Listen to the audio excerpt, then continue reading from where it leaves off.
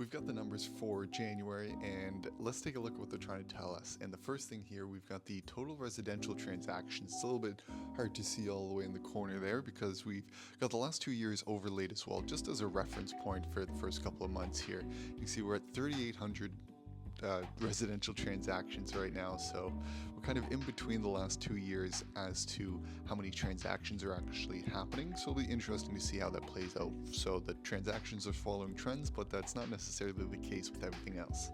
Our average sale price kind of followed the same trends as transactions and staying with the last 2 years, only moving about 2.1% down month over month, and year over year 1.5% up. So not a lot of change happening in the average sale price, and it's to be expected this time of year, not necessarily a lot happening.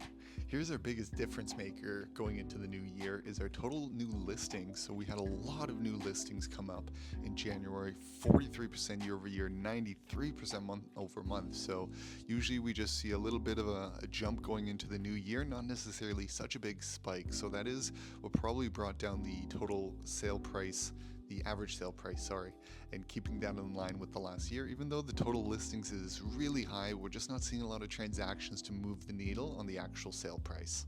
And then continuing the trend of all of those listings out there, but not necessarily a lot of transactions, we're seeing our months of inventory tick up.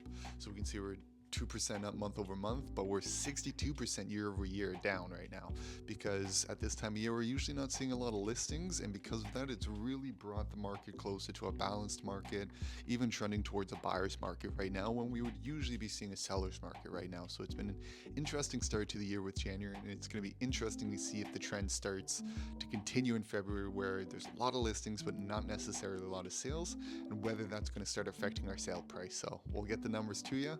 Take care.